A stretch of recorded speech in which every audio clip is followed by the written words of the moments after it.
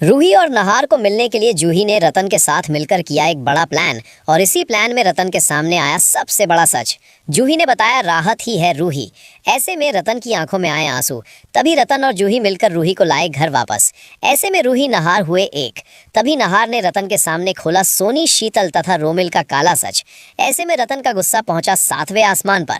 तभी रतन ने शीतल, सोनी तथा रोमिल को किया घर से बाहर। जी हाँ दोस्तों, हम आपको बता दें, दरअसल होता कुछ यूं है, जब जूही अपनी बहन रूही को छुप छुप कर रोते हुए देखती है तो उससे रहा नहीं जाता।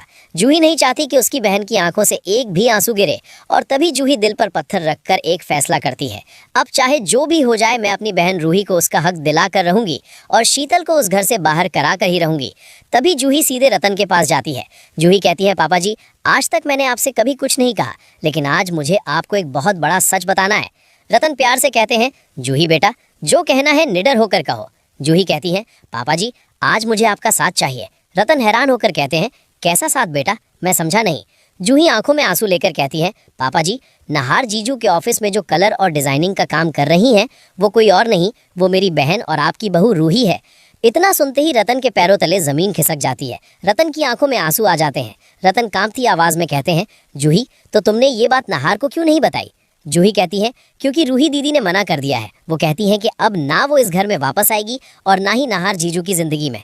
ये सुनते ही रतन का दिल टूट जाता है। रतन गुस्से और दर्द में कहते हैं, जूही बेटा, रूही के साथ इस घर में बहुत गलत हुआ है। मैं ये नहीं जानता कि नहार सही था या गलत, लेकिन मेरी नज़र में नहार भी कम गलत नहीं है। अब मुझे ही कुछ करना होगा। जूही तुरंत कहती है, पापा जी, मैं भी आपके साथ हूँ, बस किसी तरह रूही दीदी और नहार जीजू को मिला दीजिए। इधर दादी को भी ये खबर मिल जाती है कि रूही जयपुर वापस आ चुकी है। लेकिन दोस्तों, दादी को अभी तक ये नहीं पता कि राहत ही असल में रूही है। और उधर रतन और जूही मिलकर रूही को घर वापस लाने का पूरा प्लान बना चुके होते हैं। रूही घर आती है और जैसे ही नहार और रूही एक दूसरे को देखते हैं, दोनों की आंखों में आंसू आ जाते हैं। आखिरकार रूही और नहार एक हो जाते हैं और तभी नहार रतन के सामने सोनी, शीतल और रोमिल का पूरा काला सच खोल देता है। सच सुनते ही रतन का गुस्सा 7वें आसमान पर पहुंच जाता है। रतन गरजते हुए कहते हैं, आज के बाद शीतल, सोनी और रोमिल का इस घर में कोई स्थान नहीं। और उसी पल रतन तीनों को घर से बाहर का रास्ता दिखा देता है।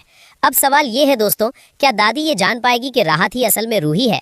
क्या शीतल घर से निकलने के बाद कोई नई चाल चलेगी, या फिर अब रूही और नहार की जिंदगी में सिर्फ खुशियां ही होंगी?